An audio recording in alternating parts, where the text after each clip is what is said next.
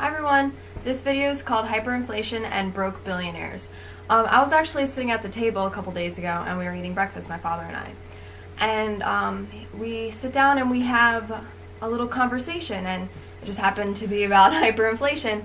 And he told me this story about the Weimar German inflation in 1922 and 1923. And it actually surprised me, and I think it will for you too, so go ahead, Dad. Thanks, honey.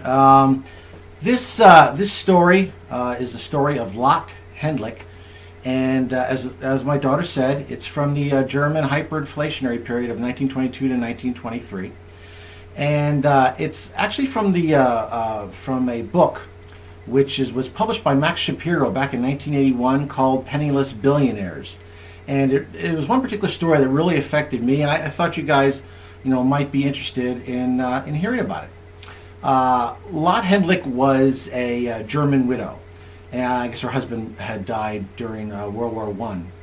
And in 1919, she, which was about a year or so after the war, she was fairly well-to-do. I mean, she had the equivalent in marks of 70,000 US dollars, which back in 1919 pretty much assured a middle-aged woman a very nice and comfortable retirement for the rest of her life. Anyway, she decided to visit some relatives that she had in Switzerland. So she left in 1920 and went to visit them. Now, after she'd concluded her 2-week trip, she was getting ready to leave when she slipped on that notorious Swiss winter weather and broke a hip. Well, she was a middle-aged woman, and she had a pretty long convalescence. Actually, her friends, paid for her medical expenses, and she was there until about September 1923. So she was there for about 4 years in Switzerland recovering. She came back to Germany in September 1923, and she found a lot of mail that had been piling up in the post office for her. But what really affected her the most, though, was 3 letters which she pulled out of that big bag of mail that pretty much detailed what was going to happen and what had happened to Germany and what had happened to her financial future and her well-being. The first letter had actually occurred in the middle of 1920.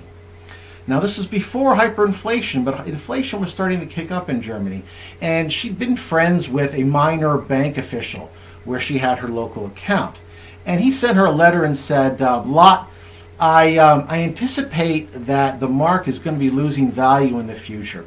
So when you get a chance, I'd like you to come in and we'll decide together where you can invest your rather sizable account. Because once again, 70,000 US dollars worth in marks was a pretty darn sizable amount of money back in those days, when you figure the average worker was probably making $1, maybe $2 a day. So $70,000 was a sizable amount of money. So he wanted to come in and help her do some financial planning.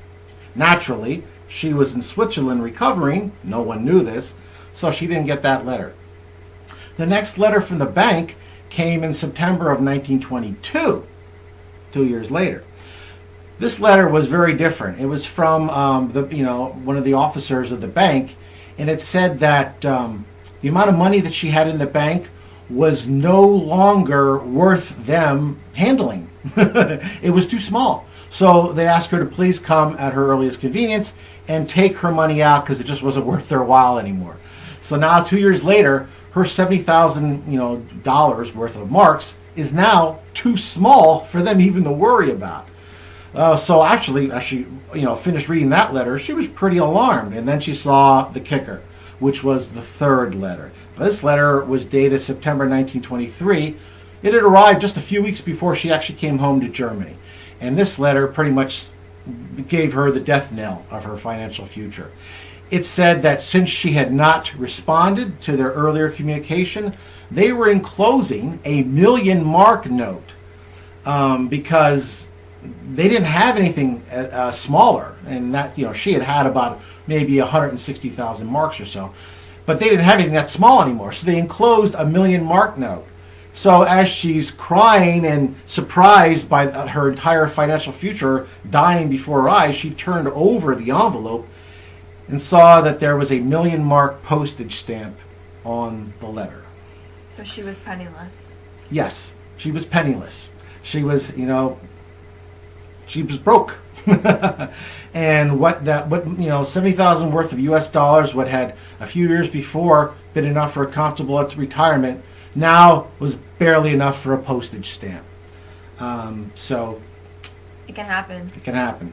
Once again, take a look at the link below for our blog, and click on it and check out some of the other articles about hyperinflation and other articles that might be able to help you as we go into an uncertain future. Thanks a lot.